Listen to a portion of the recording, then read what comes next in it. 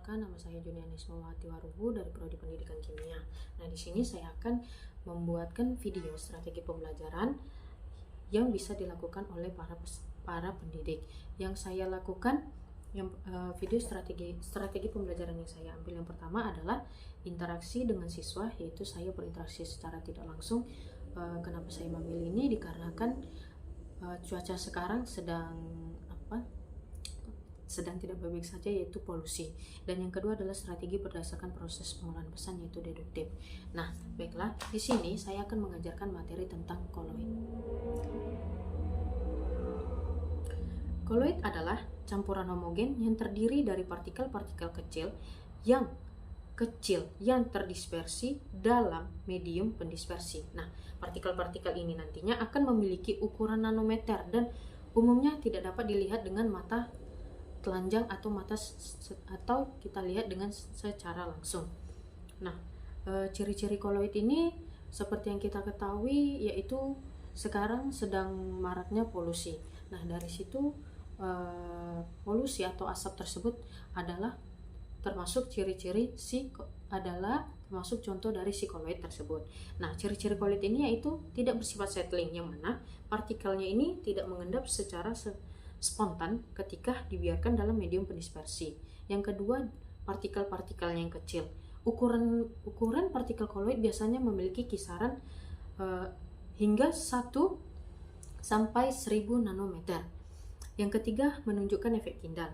Nah, koloid ini bisa menyebabkan penyebaran cahaya saat cahaya melalui koloid menghasilkan efek Tyndall. Nah, contohnya itu pada saat matahari memasuki lubang udara pada rumah.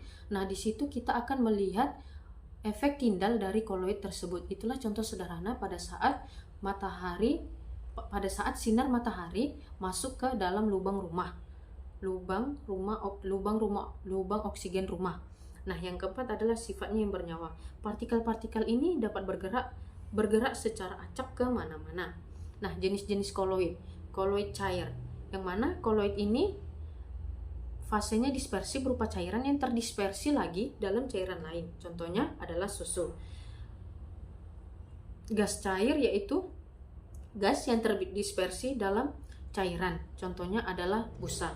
Yang ketiga adalah solid in liquid, yang mana koloid dengan fase ini terdispersi berupa padatan lalu terdispersi lagi ke dalam cairan. Contohnya adalah cat emulsi. Yang keempat dan yang terakhir adalah gas in solid, yang mana koloid ini dengan fase dispersinya berupa gas yang terdispersi dalam padatan. Nah, contohnya ini adalah gas pada pori-pori padatan.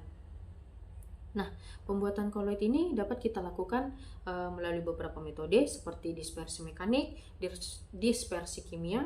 Misalnya ultrasonikasi dapat digunakan untuk membuat koloid dari serbuk logam dan cairan. Sifat-sifat koloid ini dia bergerak Brown pada partikel koloid, dan koefisien distribusi partikel koloidnya ini di antara dua fase.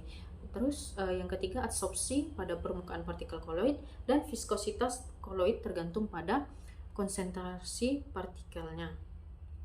Nah, kesimpulannya dari koloid ini dapat kita simpulkan koloid merupakan campuran homogen yang terdiri dari partikel-partikel kecil, yang mana nanti partikel kecilnya ini terdispersi dalam medium pendispersi. Nah, memahami definisi, ciri-ciri, jenis-jenis, pembuatan, dan sifat-sifat koloid dapat membantu memahami berbagai fenomena alam di dunia. Nah, dari materi saya tadi, yaitu kita membahas koloid, saya sudah mengirimkan tugas di grup WA kita. Jadi nanti sebelum mengerjakan tugas tersebut, lihat dulu video ini agar bisa menjawab persoalan-persoalan yang saya berikan.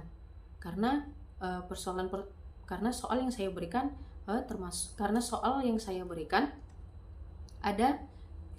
saya berikan jawabannya ada di dalam video ini. Sekian dari saya. Terima kasih, jaga kesehatan kalian semua. Saya pamit undur diri.